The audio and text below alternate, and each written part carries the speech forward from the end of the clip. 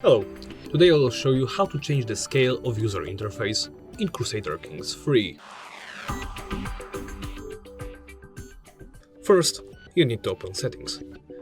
Do so by pressing this button right here, or while in the game, press the escape button and then head to the main menu. And head to the settings.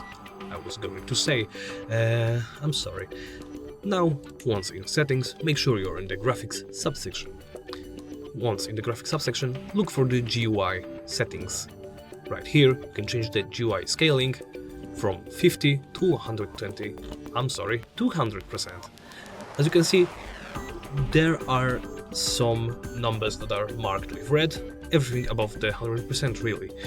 This means it is not recommended to play with this scaling. I myself like to play around 70 and 80%. For the sake of demonstration, I will go with 80. This means that every element of the GUI will be smaller, therefore you will see more of the map, more of the game, whilst you play. Once you are happy with the choices you made, simply press the OK button and the settings will be saved. And that's it. Thank you for watching, and please remember to comment, like and subscribe.